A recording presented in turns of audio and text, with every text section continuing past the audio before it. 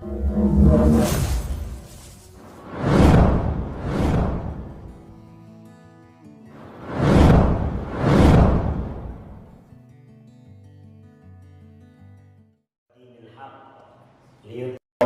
dini kullihi wa kafa billahi syahida. Ashhadu an la ilaha illallah wahdahu la syarikalah wa ashhadu anna Muhammadan abduhu wa rasuluhu la nabiyya ba'da. Allahumma salli wa sallim ala Muhammad wa ala alihi wa sahbihi ajma'in, amma ba'du. Bapak-bapak yang dirahmati oleh Allah Subhanahu wa taala, alhamdulillah malam hari ini kita bisa melanjutkan taklim kita. Mudah-mudahan duduk dan hadirnya kita di tempat yang mulia ini senantiasa mendatangkan keberkahan, rahmat, dan juga menambah imun kita, ya. Karena banyak orang-orang justru kondisi begini ninggalin masjid, ya. Kita berharap dengan hadir ke masjid kita menambah imun kita, nambah imun, nambah iman, ya. Baik, tema kita malam hari ini adalah syariat berkorban. Ya, sapinya kurus banget nih, Mbak, ya. Jadi syariat berkorban. Pengertian korban. Kata korban berasal dari bahasa Arab, ya. Korban. Jadi kalau kita nyebutnya korban, tapi kalau korban nih kan korban pelecehan seksual gitu ya, korban jelek ya. Tapi kita pakai qaf, korban, ya. Korban berasal dari kata korban, diambil dari kata qoruba, yaqrabu, korban, wa korbanan. Artinya mendekati atau menghampiri.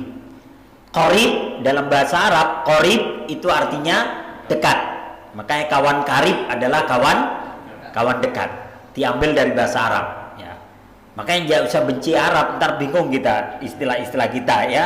Karena istilah kita itu banyak diambil dari bahasa Arab, ya. Secara istilah, kurban adalah segala sesuatu yang digunakan untuk mendekatkan diri kepada Allah, baik berupa hewan sembelihan maupun yang lainnya. Jadi apapun yang kita niatkan untuk mendekatkan diri kepada Allah itu namanya kurban. Apapun itu, ya, baik sembelihan atau yang lain. Beda sama korban prank, ya, korban perasaan, ya, korban ya lockdown, ya, korban PPKM, pelan-pelan kalian mati gitu, ya. Nah, itu beda, ya. Nah, hewan korban disebut juga dengan istilah udhiyah, ya. Jadi hewan korban disebut juga dengan udhiyah atau al-adhahiyah, dengan bentuk jamaknya al-adhahi. Kata ini diambil dari kata duha, ya, yakni waktu matahari mulai tegak yang disyariatkan untuk melakukan penyembelihan kurban, yakni waktu duha, kira-kira jam 7 pagi. Makanya disebut Idul Adha, diambil dari kata duha. Kan nggak ada orang nyembelih korban jam 1 malam kecuali Istiqlal doang, ya. Jam 1 malam yuk kita nyembelih, jarang. Rata-rata waktu duha. Karena syarat disebut korban ketika dia disembelih setelah sholat Id. Kalau sembelihan itu disembelih sebelum sholat Id, maka dia bukan korban, dia menjadi sembelihan biasa. Kata Nabi, man dzabaha qabla sholat, siapa yang menyembelih korbannya sebelum sholat Id dilaksanakan, falyakhud syatan makanaha, maka dia harus mencari kambing lain sebagai penggantinya, ya. Maka harus ada sholat Id dulu. Nah, kalau nanti tanggal 20 ini nggak ada sholat Id, lebih nyembelih korbannya, ayo, gimana nyembelih korbannya? Kagak ada sholat gitu, ya, gimana?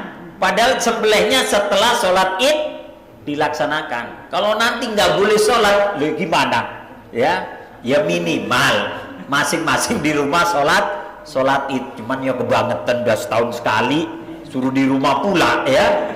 Nah ini ya mudah-mudahan lah kalau di sini insya Allah bisa ya. Nah ini jadi setelah sholat id, assalamualaikum, assalamualaikum, sembelih nggak apa-apa walaupun khotib sedang khutbah.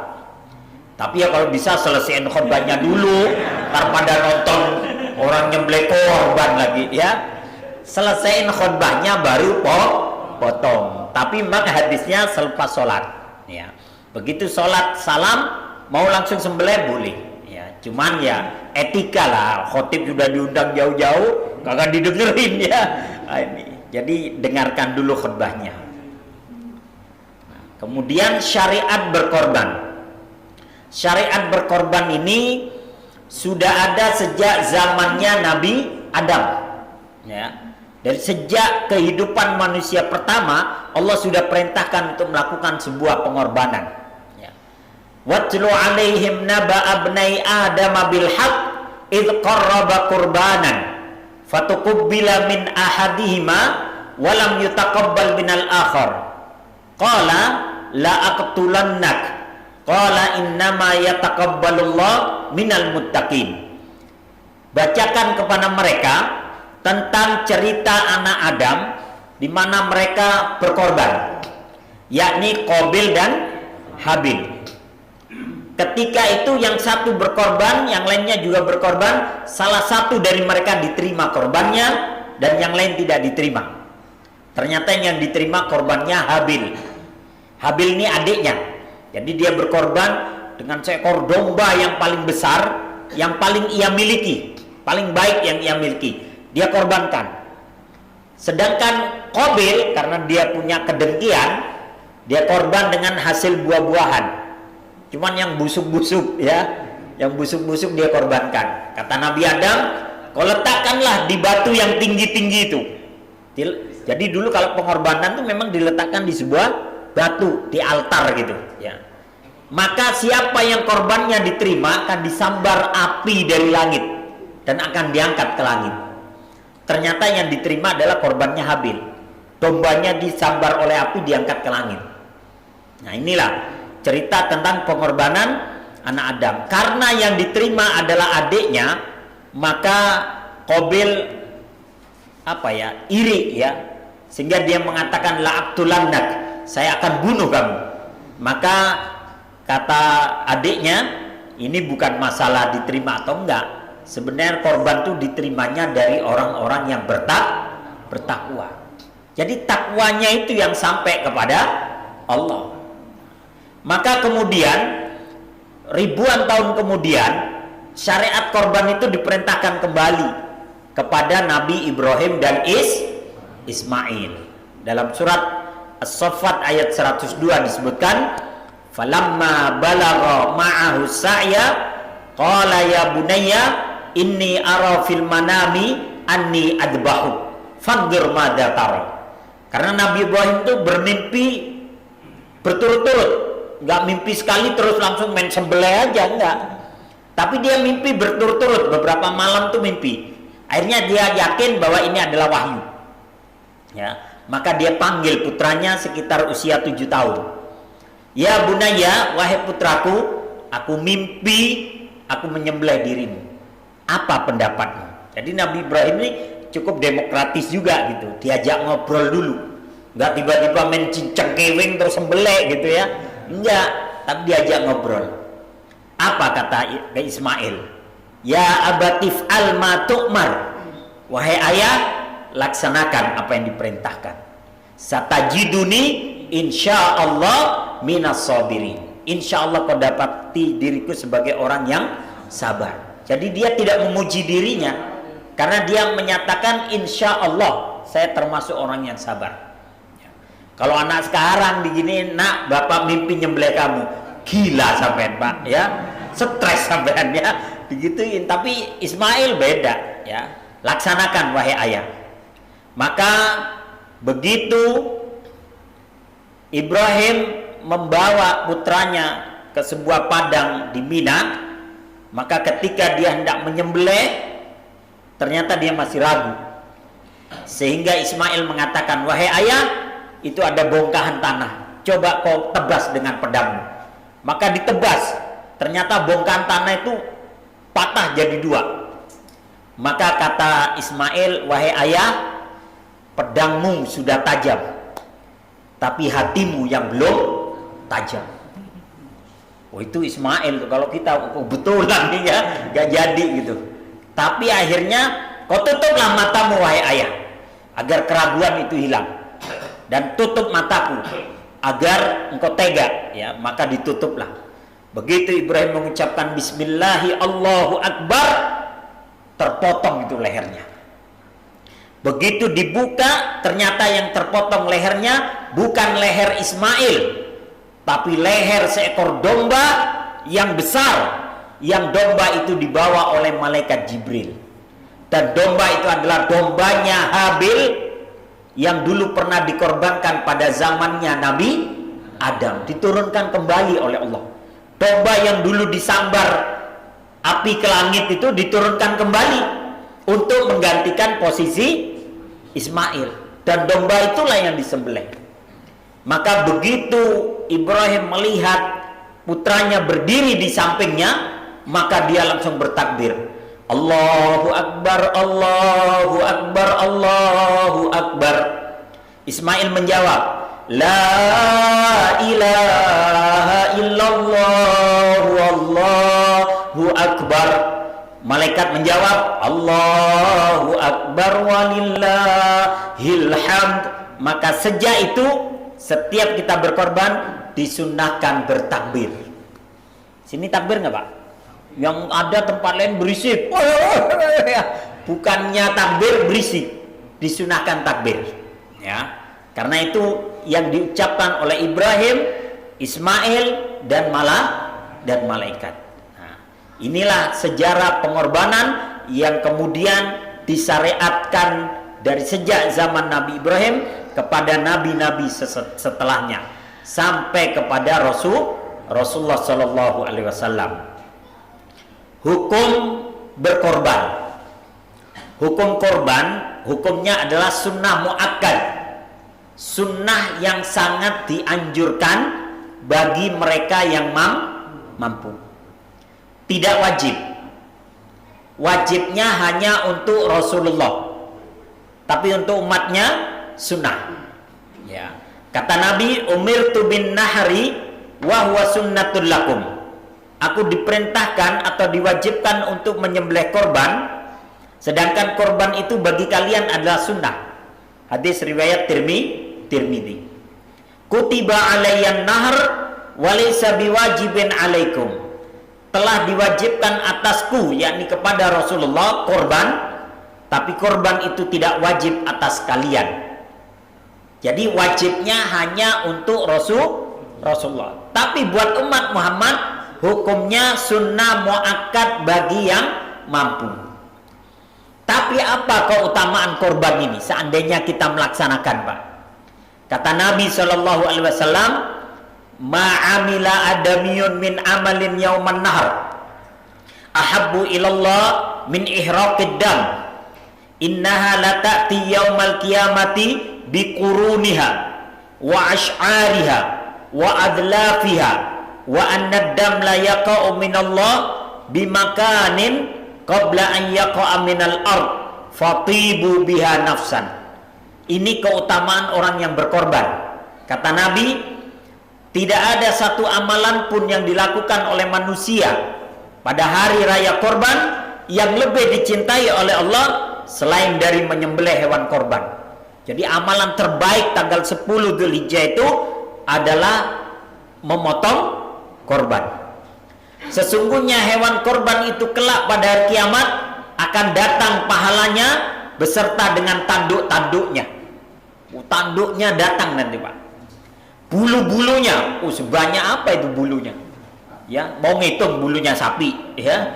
Itu sebanyak itu pahalanya, ya. Kemudian dan kuku-kukunya. Dan sesungguhnya sebelum darah korban itu menyentuh tanah, ia pahalanya telah sampai kepada Allah. Ya, jadi sebelum darahnya itu jatuh ke tanah, ya, pahalanya udah diterima di sisi Allah. Itu luar biasa.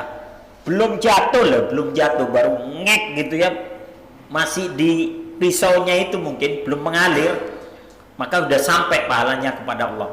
Maka beruntunglah kalian semua dengan pahala korban itu. Luar biasa Pak. Maka dalam hadis yang lain, nanti hewan korban itu akan jadi tunggangan. Walaupun hadis ini lemah secara periwayatan, hewan korban itu nanti akan jadi tunggangan ketika kita melewati sirat. Makanya kalau beli kambing jangan terlalu kecil, kasihan gendong kita ya. Udah ngelewatin sirat, lemah pula gitu ya. Cari yang kekar gitu ya. Jadi lewat siratnya itu mantep gitu ya. Kalau yang masih kecil kasihan banget ya, terpleset jatuhlah kita ya. Ini. Adapun bagi orang yang memiliki kemampuan pada hari tersebut, tetapi dia tidak berkorban, maka perbuatannya itu tidak disukai oleh Rasulullah. Dia mampu, tapi nggak mau berkorban. Musim sepeda dia beli sepeda jutaan rupiah, ya. Musim ake dia beli ake yang mahal, bacang 3 juta, ya. Musim apa lagi? Ikan cupang ya dia beli mahal ya. Arwana dia beli mahal, giliran korban dia beli arm doang ya.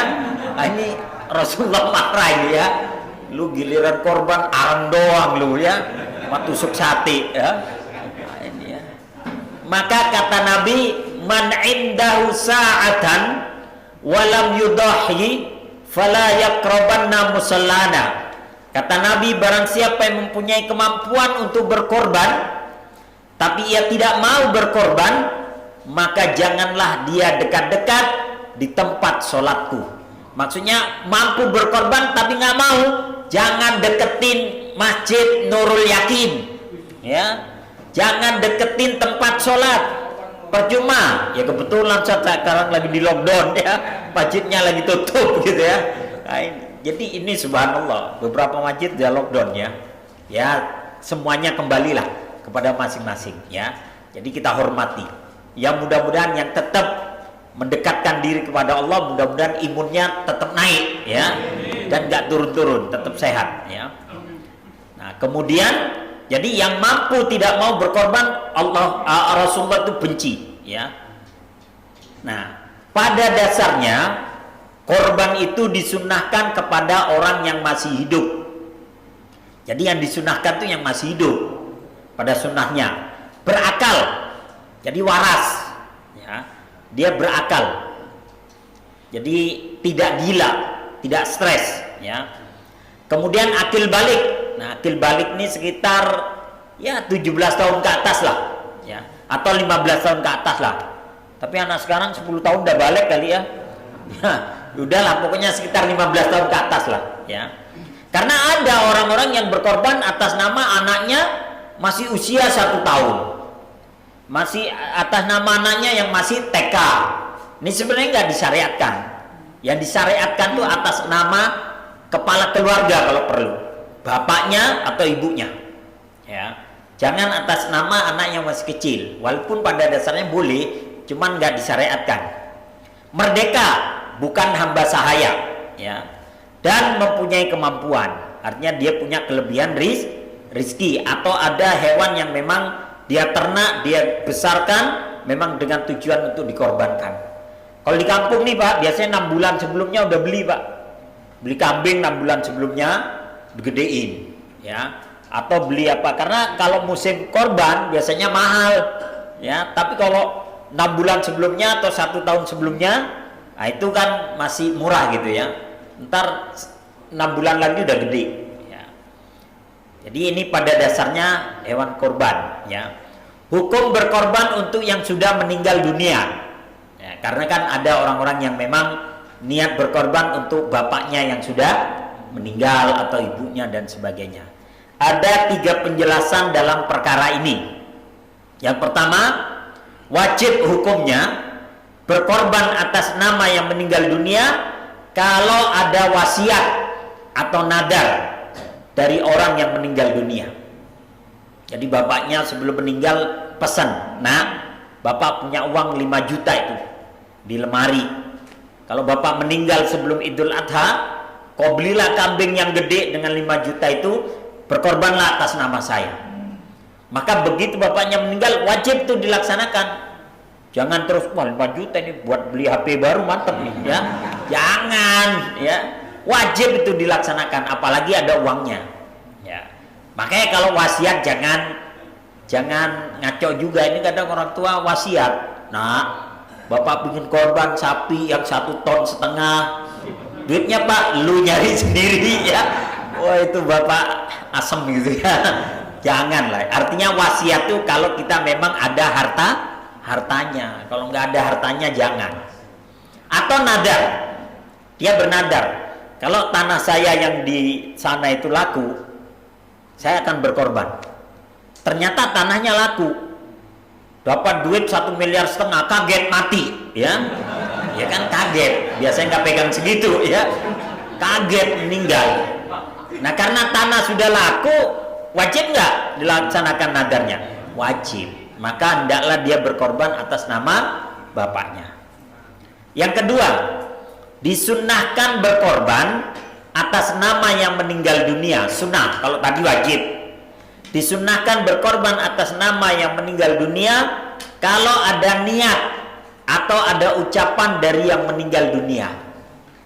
Jadi tahu bapaknya nggak mampu, cuman bapaknya pernah ngomong aja, aduh coba kalau bapak itu ada duit, bapak itu pengen korban. Sampai meninggal ternyata nggak mampu. Tiba-tiba sepeninggal bapaknya, anaknya diangkat jadi komisaris KAI ya, jadi komisaris Telkom ya, kan bisa aja pak ya. Kan namanya ini kan nggak tahu takdir ya. Tiba-tiba jadi Kapolri, tiba-tiba jadi Panglima ABRI ya, kan kita nggak tahu ya. Jadi komisaris Pertamina tiba-tiba ya, kan nggak tahu. Wah ingat dia, iya bapak dulu pernah niat gitu, pernah omong. Ya kebetulan nih duit baru sebulan aja udah miliaran rupiah gitu ya. Nah ini ya sudahlah, buat bapak lah, korbanlah dia buat atas nama bapaknya. Boleh nggak? Boleh. Ya kenapa? Itu sunnah. Kenapa? Bapaknya pernah terucap. Ya, dia korban buat bapaknya, dia sendiri kagak. Nah, ini padahal komisaris gitu ya. Jadi intinya disunnahkan berkorban atas nama yang sudah meninggal dunia kalau pernah ada niat atau pernah diucapkan. Nah berikutnya, kalau tidak ada wasiat, tidak ada nadar, tidak ada niat atau tidak ada ucapan. Jadi bapaknya ini tahu diri lah, udahlah nggak usah ngomong depan anak, nggak enak, memang kondisinya emang nggak mampu. Udahlah tiap tahun bantu aja lah, bantu tenaga, pikiran gitu ya. Kalau uang kayaknya berkorban belum bisa, atau beli binatang belum bisa. Maka kalau tidak ada wasiat, tidak ada nadar, tidak ada niat atau tidak ada ucapan, ada dua pendapat. Pendapat pertama, pendapatnya Imam Asy-Syafi'i dan Imam An-Nawawi, penulis kitab Riyadhus Shalihin. Beliau menyatakan tidak perlu berkorban atas nama yang meninggal dunia kalau tidak ada wasiat, tidak ada nadar, tidak ada niat atau ucapan. Lebih baik atas nama yang masih hidup, tetap atas nama yang masih hidup atau kepala keluarga, tapi dalam penyembelihannya menyertakan doa buat keluarga. Itu yang dilakukan oleh Nabi. Bagaimana doanya Nabi? Nabi itu setiap berkorban atas nama beliau selalu, atas nama Muhammad. Tapi dalam penyembelihannya beliau menyertakan doa buat keluarganya. Beliau mengucapkan Bismillahi Allahu Akbar, Allahumma taqabbal min Muhammad wa ali Muhammad wa min ummati Muhammad. Ya Allah, terimalah korban dari Muhammad, dari keluarga Muhammad, dan dari umat Muhammad. Sehingga umat Muhammad yang tidak mampu berkorban udah kena doa Nabi tadi. Ya. Keluarganya pun juga dapat. Ya. Tapi bukan berarti 1 ekor kambing atas nama sekeluarga, enggak, tetap atas nama satu kepala keluarga. Tapi dalam penyembelihannya menyertakan doa buat keluarga.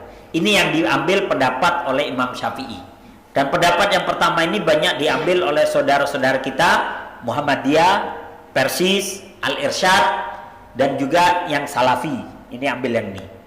Kemudian pendapat yang kedua, pendapatnya Imam Abu Hanifah Imam Malik dan Imam Ahmad. Beliau menyatakan boleh atau mubah berkorban atas nama yang sudah meninggal dunia karena itu bagian dari sedekah, ya. Tapi kata beliau, lakinnaha laisat minas sunnah. Tapi hal itu tidak termasuk sunnah. Jadi jangan dianggap sebagai sunnah. Nah, saudara-saudara kita ini diantaranya yang Nahdlatul Ulama banyak mengambil pendapat ini, ya. Kemudian yang Ikhwan ataupun yang Tabligh banyak mengambil yang ini. Ya. Intinya, kalau ada yang datang mau daftar, Pak, daftar atas nama siapa? Bapak saya sudah meninggal dunia, nggak usah debat, catat aja. Ya, kita kadang kan berdebat, ya, nggak usah catat aja, udah langsung catat. Yang penting kambingnya ada, ininya ada, ya. Nah, ini saya korban atas nama meninggal apa? Gajah, ya, baru tolak itu, ya. Kalau gajah, kalau sapi bawa aja. Nah, apa doanya? Nah, Rasulullah ketika beliau menyembelih korbannya atas nama beliau doanya nih, Bismillah, Allahumma taqabbal min Muhammad wa ali Muhammad wa min ummati Muhammad. Ini doanya Nabi. Ya, dari Anas bin Malik bahwa Rasulullah pernah menyuruh dibawakan 2 ekor kambing kibas bertanduk yang kaki, perut dan sekitar matanya berwarna hitam. Maka dibawakanlah hewan itu kepada beliau. Beliau bersabda kepada Aisyah, wahai Aisyah, ambillah pisau. Kemudian bersabda lagi, asahlah dengan batu. Maka Aisyah melaksanakannya. Setelah itu beliau mengambil pisau dan kambing, lalu membaringkannya dan menyembelihnya seraya berdoa, Allahumma taqabbal min Muhammad, ya, dengan nama Allah, ya Allah terimalah korban dari Muhammad, dari keluarga Muhammad dan dari umat Muhammad. Kalau misalnya atas nama akhi Onasis, ya Allahumma taqabbal min Onasis wa ali Onasis. Udah sampai di situ, jangan tambahin wa min ummati Onasis, ya. Nabi baru ntar dia, ya. Kok pakai wa min ummati Onasis gitu, ya. Emang lu dapat wahyu malam gitu, ya. Orang kadang suka salah baca, diterusin gitu, ya. Ada yang salah baca, terusin aja wa min ummati, ya. Sampai di sini aja, sampai Allahumma taqabbal min Muhammad wa ali Muhammad. Ya. Nah, sekarang berkorban dengan cara patungan. Nah, jadi korban itu sunnahnya 1 ekor kambing itu untuk 1 orang, sapi untuk 7 orang. Tapi hukum fikih itu bisa berubah dalam kondisi yang tidak normal. Ya, hukum fikih berubah ketika kondisi dan situasi tidak normal. Nah, bagaimana kalau dalam satu kampung tuh sama sekali nggak ada yang mampu beli 1 ekor aja, nggak ada, maka boleh dengan cara patungan. Karena Nabi pernah melakukannya, tapi ketika dalam safar, ketika dalam perjalanan. Jadi beliau tidak sedang di Madinah ketika beliau dalam perjalanan.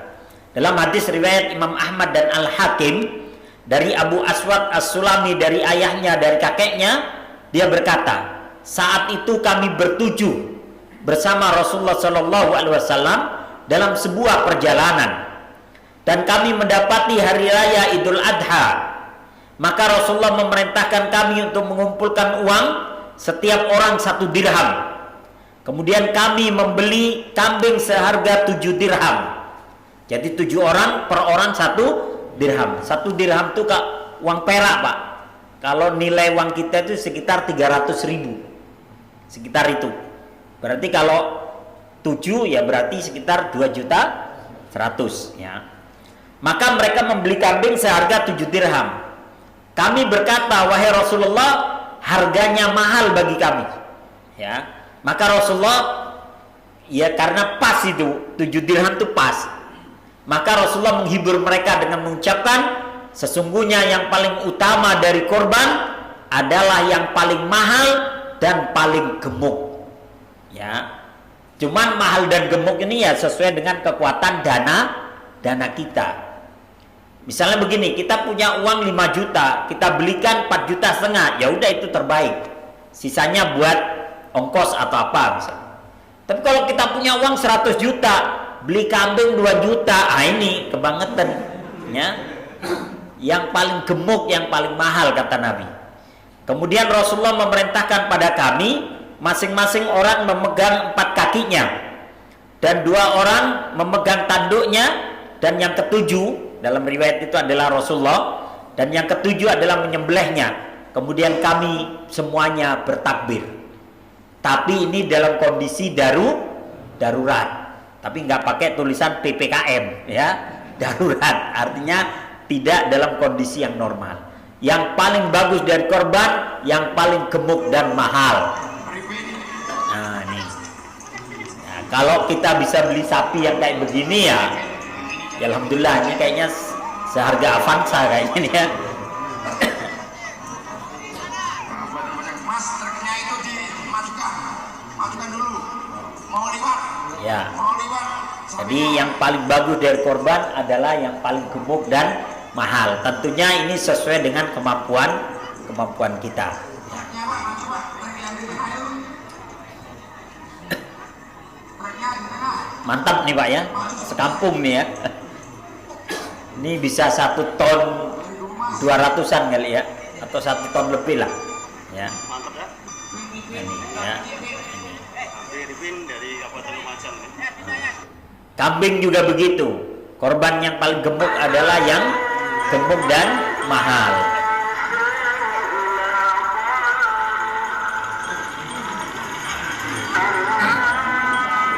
Ya.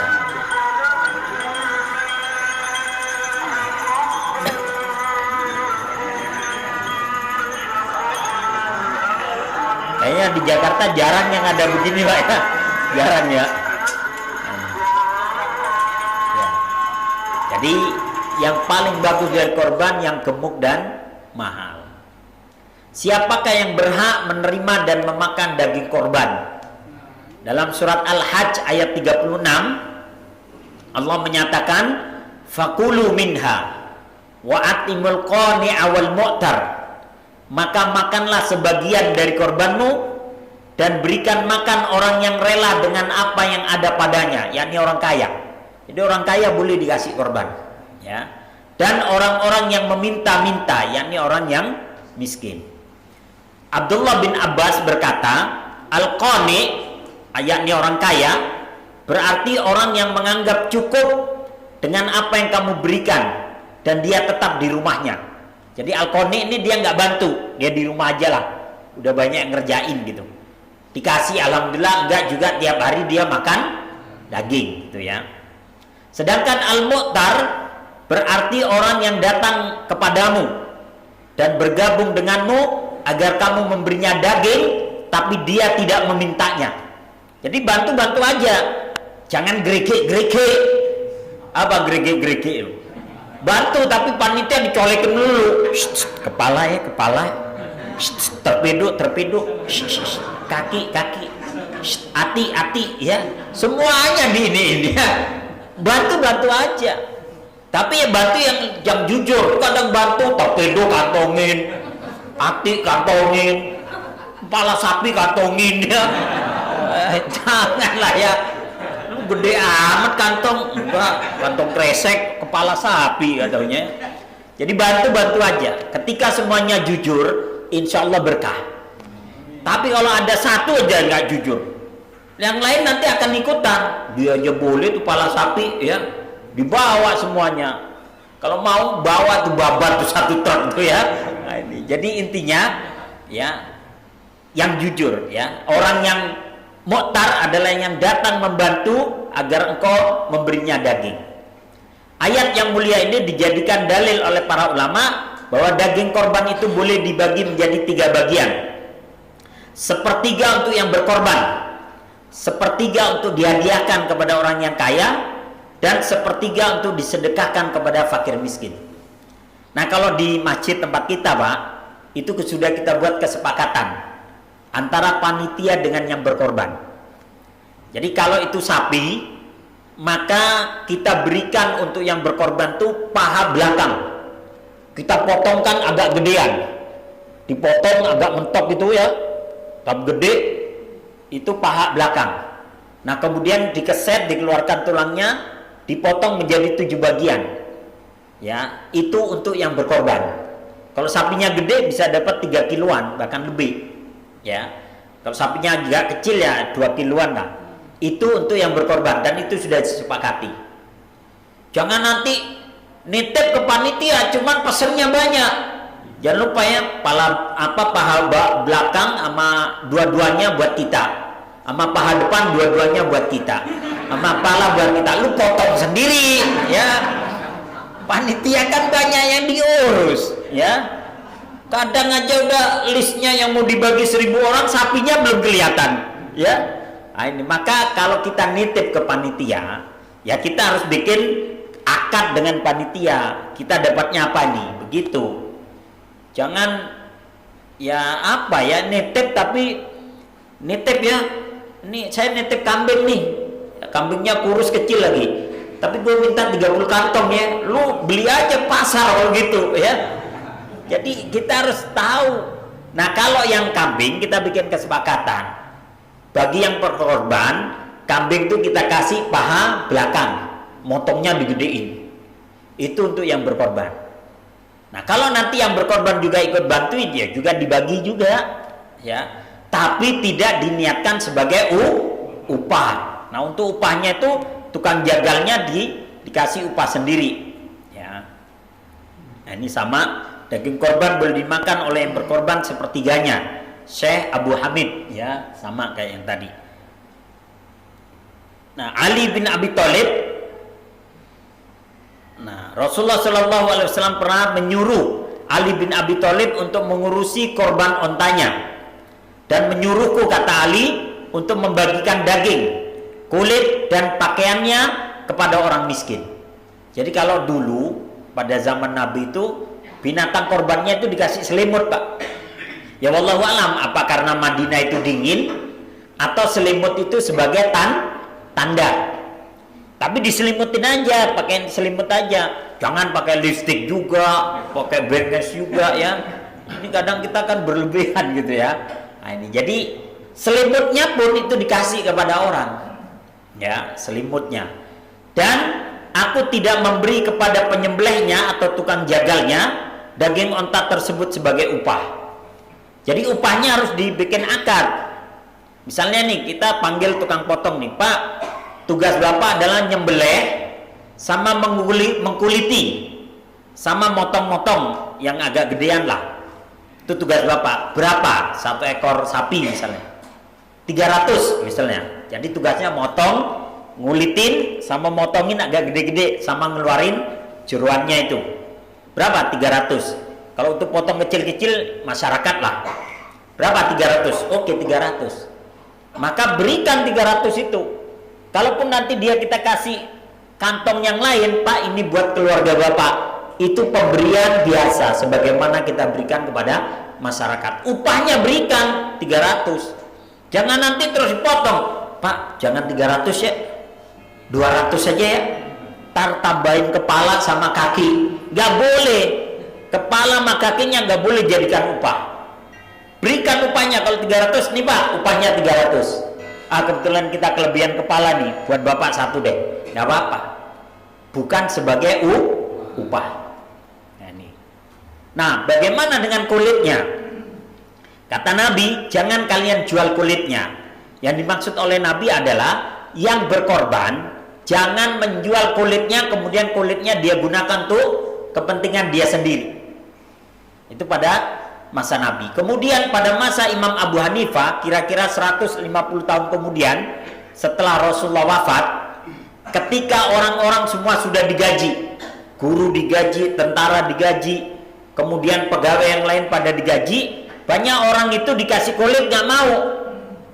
Akhirnya Imam Abu Hanifah membolehkan menjual kulitnya, tapi hasil penjualannya tidak boleh dimakan oleh yang berkorban, dibagikan kembali kepada fakir miskin. Nah bagaimana dengan panitia? Panitia boleh dijual kulitnya, setelah itu hasilnya dibagikan lagi kepada orang-orang miskin. Jangan dibagikan kepada yang korban. Misalnya akhi Onassis ini korban, ini dapat lagi nih 200 misal. Jangan, karena beliau berkorban. Tapi berikan kepada yang tidak berkorban. Nih uang kulit, tidak apa-apa. Jangan beli rokok juga, buang kulit. Jangan ya, berikan untuk hal-hal yang manfaat ya. Nah, ini jadi artinya uang kulit tetap dibagikan kembali. Usia ideal hewan korban, berapa usianya? Kata Nabi, la tadbahu illa musinnatan illa an ya'sura alaikum fatadbahu jad'atan minad dha'an, rawahu Muslim. Kata Nabi SAW, jangan kalian menyembelih hewan, yakni kambing, kecuali umurnya masuk tahun ketiga. Jadi idealnya sudah usia 2 tahun, Pak. Ya. Bila engkau kesulitan mendapatkan yang masuk tahun ketiga, maka sembelihlah kambing yang umurnya masuk tahun kelima. Jadi kira-kira usia berapa tahun? 2 tahun atau 4 tahun. Kalau sudah masuk 2 tahun itu sudah dihitung masuk tahun ketiga. Jadi seminim-minimnya 2 tahun. Ini kadang mohon maaf nih ya, kecil banget. Kecil, orang kecil. Pak, kecil banget, kata penjualnya. Oh, itu kecil tapi tua. Penjualnya bohong juga ya. Itu kecil tapi tua. Padahal memang kecil. Mungkin masih 6 bulan atau setahun ya. Orang disuruh bilang embek gak bisa. Ayo coba embek. Ma aja bisanya ya. Kan berarti belum 2 tahun ya. 2 tahun. Makanya kalau bisa tanya, Bang ini usia berapa Bang? 2 tahun beli, atau 3 tahun beli. Kalau kecil dari itu ya kalau bisa jangan dulu. Kadang penjual tuh begini, Bang ini berapa? 2 tahun. Berapa harganya? 3 juta. Ada yang kecilan lagi ya? No ada. Kecil banget Bang. Iya kecil tapi tua ya. Padahal memang kecil ya. Tidak boleh kita bohong ya. Menjual yang jujur juga ya. Kemudian ada 4 macam binatang yang tidak boleh dijadikan korban. Kata Nabi, arba'un la tajuzu fid dhahaya. Al-awra al-bayyin awra'uha, wal marida al-bayyin maraduha, wal arja al-bayyin dal'uha, wal kasiratul lati la tungki. Kata Nabi SAW, ada 4 macam hewan yang tidak boleh dijadikan korban. Yang pertama, yang tampak jelas butanya. Buta itu hewan. Ditunjukin duit 100 sama 50 bingung. Bos ini berapa? Kayaknya itu 10.000 deh gitu ya. Nah, ini buta dia. Nah, ini. Jadi harus benar-benar dia melihat. Yang berikutnya yang tampak jelas sakitnya. Yang lain pada gesit, dia ngelentru aja. Bos kenapa? Kena corona ya. Nah, ini ya. Jangan dibeli itu. Ya, kadang penjual juga no aja no murah no katanya. Kenapa Pak? Yuk agak meriang kayaknya gitu ya. Jangan, kalau sakit jangan dijual. Ya nggak boleh. Ini kadang mentang-mentang sakit udah ambil untungnya aja lah, apa modalnya aja lah gitu. Jangan. Justru kalau sakit sembuhin dulu. Bawa ke Wisma Atlet dulu ya. Corona di bos gitu ya. Kalau udah sembuh jual gitu ya. Berikutnya tampak jelas pincangnya. Suruh jalan, ayo coba jalan. Kalau dia miring-miring, oh berarti panjang sebelah ini gitu ya. Nah, ini. Dan yang terakhir, hewan yang tua yang tidak bersumsum. Tua, jalan aja bunyi keletek ya. Kenapa? Udah ketuaan gue gitu ya. Udah 10 tahun gak laku-laku misalnya. Nah, ini. Maka ini 4 macam hewan yang tidak boleh dikorbankan. Kemudian untuk yang berkorban disunahkan ya, larangan bagi yang sudah berniat berkorban. Kata Nabi dalam hadis riwayat Imam Muslim, jika kalian telah menyaksikan hilal Dzulhijjah, telah memasuki 1 Dzulhijjah, 1 Dzulhijjah itu nanti tanggal 11 Juli ya, tanggal 11 Juli, dan salah seorang dari kalian ingin berkorban, maka hendaklah dia menahan diri dari memotong rambut dan kukunya. Jadi yang sudah berniat berkorban disunahkan untuk tidak memotong rambut dan kukunya dari tanggal 1 Ramadan sampai binatangnya disembelih. Tapi larangan ini 1 Dzulhijjah ya. Dari ini ustadznya yang ngantuk atau jemaahnya nih ya. Nah, Ceramah kalau lapar begini bukan salah-salah gitu ya. Enggak lah. Tenang bagus ya. Enggak usah repot-repot ya. Ayo. Jadi dari tanggal 1 Dzulhijjah sampai binatangnya disembelih. Kenapa disunahkan tuh tidak memotong? Tujuannya biar sempurna korban kita, biar kita menyertai saudara-saudara kita yang sedang berihram. Jadi saudara kita yang sedang berihram itu tidak boleh memotong rambut dan kuku sampai binatang korbannya disembelih. Baru mereka tahallul, baru lepas ihramnya. Ya. Tapi kalau kita seandainya nih, nah ini kan yang nggak boleh dipotong nih, rambut kepala, jenggot, kumis, rambut ketiak, rambut bawah ya, kemudian rambut lainnya di tubuh, begitu pula kuku tangan dan kaki. Tapi larangan ini sifatnya himbauan, bukan pengharaman secara mutlak. Kalau ternyata kita memang harus kuku patah harus dipotong, ya tetap sah korban kita ya, hanya untuk kesempurnaan aja.